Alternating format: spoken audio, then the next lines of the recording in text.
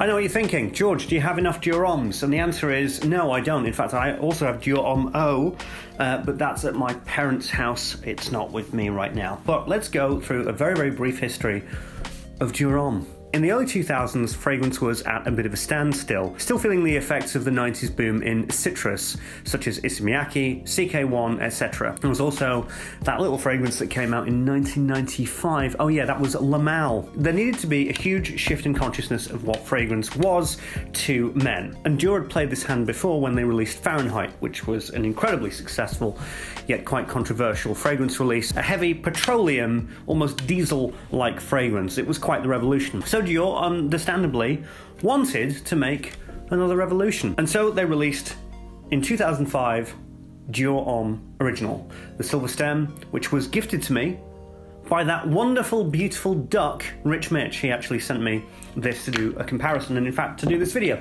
When the original Dior Homme came out, it did well. Did quite well for itself. The advertising campaign was interesting, unique, but when men smelt it, they were slightly aghast about the fact that this was Iris, and Iris had been hardly used in men's perfumery. In fact, Iris was mostly used in female perfumery because it's a very, very floral fragrance. Iris, combined with a little bit of cacao, a little bit of lavender, a little bit of vanilla, created what most people called a makeup bag smell. The perfumier was Olivier Polge. This was a striking release, a very experimental release for Olivier Polge. He'd amassed a nice portfolio at that time, doing some lovely little fragrances here and there, but this was his first big-time role. But to have it with Dior, to have it as their brand new men's fragrance line, oh god. Sorry, I just had a mad flashback there. I forgot that Christian Dior used to take risks like that. Wow, what a time to be alive. But yeah, this was a massive,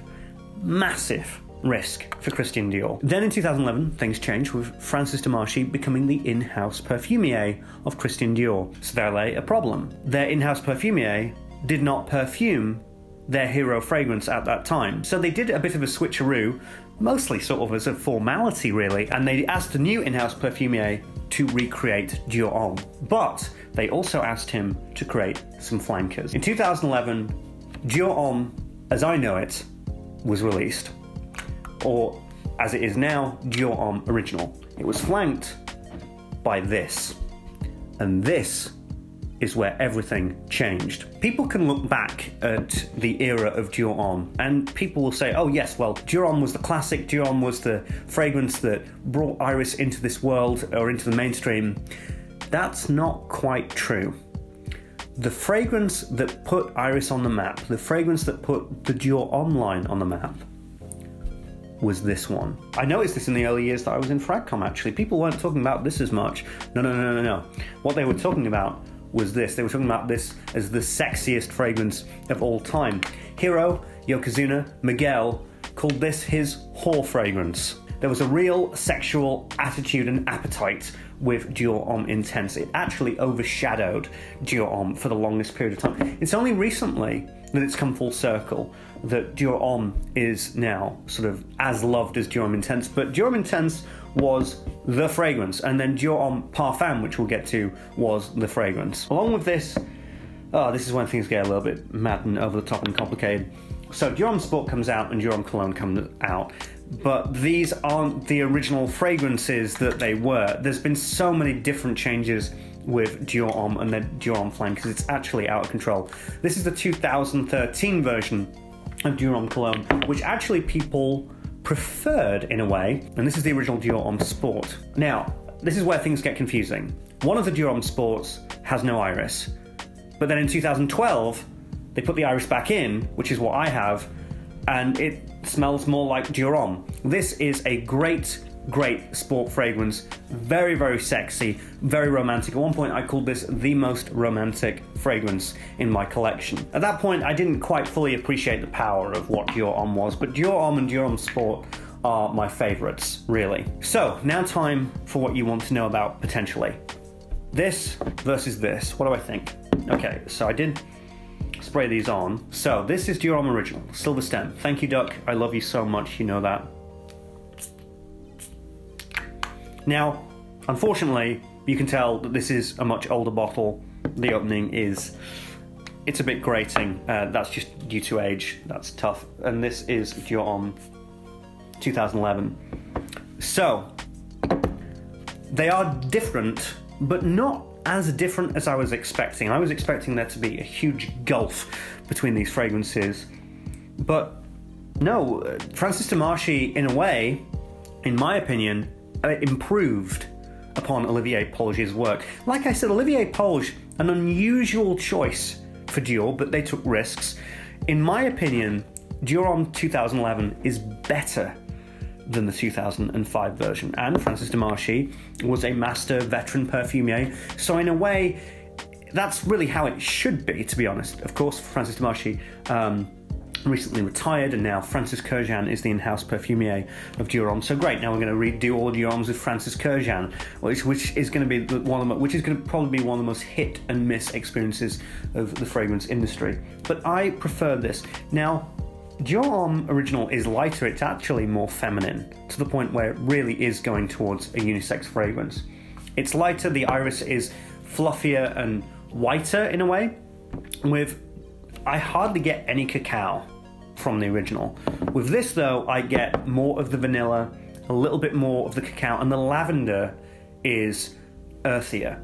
The lavender in this is actually smoother and more aerated. Everything on the silver stem is more floating, more windy.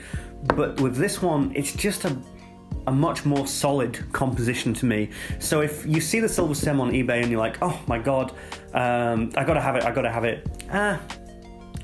In my opinion, it's okay. By the way, that's not some mad trick so that you'll stop buying the silver stem so that I can stock up. No, I'm actually happy with the little silver stem that I've got here. What I want to be stocking up is, of course, Dior Homme Original, which I've still got 3 bottles of this, so that's great. But in my opinion, yeah, Dior Homme Original, even though it's not the original, this is the original. Oh god, this is so confusing. 2011 version of Dior Homme is, in my opinion, my subjective opinion, a better composition than Olivier Polge's. Dior Homme Intense takes that same style of Francis Demarchi's and adds the cocoa all the way up to the top. I liked Dior Homme Intense, but I just prefer this. I prefer the vanilla in this. I think it's more swooshy, more interesting, it's sexier. Dior Homme Intense, that cacao for me always just sort of grounded it maybe a little bit too much, but Dior Homme Intense was absolutely loved and adored. Then there were some changes with Dior Homme Sport. There's been so many changes. Dior Homme Cologne went from having ginger to no ginger to ginger again. Madness. But the recent renditions of Dior Homme Cologne, which this one is in my opinion one of the greatest citrus fragrances of all time. So unique, so interesting, so brilliant. Then suddenly, Dior Homme O appears. I don't have it with me, but I do actually own it. And this was a red flag for everybody. I discussed this in the day of Dior, the day that Dior died. When Dior Homme O came out, it was Dior Homme, but with this sweet sugarcane blue element, blue sugary cane kind of thing. Very overly sweet, quite generic, quite mall-like, as David from the Fragrance Bros said. The uniqueness was strangely slipping away from Dior Homme after you'd had the iris, and the iris with chocolate, and the iris with lemon and citrus. Just, this was an absolute amazing thing. And people started to get a little bit worried because they thought, oh, well, this isn't quite what we thought it was going to be. Then Dior Homme Parfum came out. I don't own that. That's my least favourite one. But look, don't at me, buddy. I know you love Dior Homme, but freaking everybody apparently loves Dior Homme Parfum. I didn't get it. It reminded me of this, like a pub. It reminded me of this. It reminded me of walking into a really dingy pub and you can smell like cheap whiskey that's in the carpet and beer and shit and all this kind of stuff. I really didn't find it pleasant. I want to revisit it. Maybe I was wrong. It's been a very long time since I've smelled Dior Homme Parfum. But I didn't get it. But it was a smash. It was a success. It was a hit. People really, really enjoyed it. And then things started getting weird. Then Sauvage comes out. And Sauvage is a huge success. I didn't like it. I thought, what on earth is going on? There was a red flag with Dior Homme that Christian Dior were basically saying, we're tired of doing the whole being unique, game-changing thing. We want some money. We want some easy money. Again, I discussed this in full in the day that Dior died, the downfall of Christian Dior's sort of mission to be this unique, shining light in the designer world, and sort of going down and down to the point where they were just basically making everything that everybody already else had made. Then, in 2020, aptly it would be that year, because what a year that was, Christian Dior decides, we don't want to be the makeup bag anymore. We want to be the cool, hip, generic fragrance that everybody buys, like we did with Sauvage. Basically, after Sauvage, they just kind of went, we want to do that all the time. And then this was released, Dior Homme 2020. Nothing like the original Dior Homme fragrances, nothing at all. This is just nice. It's just pleasant, it's whatever. So I've got the silver stem here, wonderful, floaty, lovely lavender with the iris and the vanilla. Dior Homme, the sex machine itself. And then Dior Homme 2020, it is strong, but it's basically just some citrus aroma chemicals, pleasant enough, ambroxan, whatever. But that's the chance that Dior decided to take. They'd had enough with all these masterpieces. They literally threw away a decade's worth of building a line, building one of the most unique, one of the most interesting fragrance lines in history, just to make something generic, pleasant and nice. Like I said, I don't hate this fragrance. I hate it because of the fact that it replaced this, but you can still buy Dior Homme Original. It's still available, kind of. But Dior Homme Original was taken out of the stores, taken out of the shops. Christian Dior stopped giving you the choice. You can now only get this online. And whether it's going to be discontinued or not, well, it feels as though that's just a teetering thing. I just feel as though we're walking a tightrope every single day of whether this will be available or not. Strangely, the new Dior Homme Intense came out, and it was the same thing, with iris and chocolate. And I think that, again, that's a testament to the true fact that this was always more popular than Dior Homme. This was the thing that did it. This was the most popular fragrance out of all of them, and it would dwarf Dior Homme in sales. So I think that what they really wanted was they wanted their cake. They wanted to have their cake and eat it. Get rid of this. It's not doing all that well. Keep this. This is doing so well. And just do something that everybody's going to like. And so, bam, money. So the future of Dior Homme is uncertain. It's unusual. And I don't know really what's going to happen next. But what an evolution. But let me be quite clear. This has got nothing to do with these.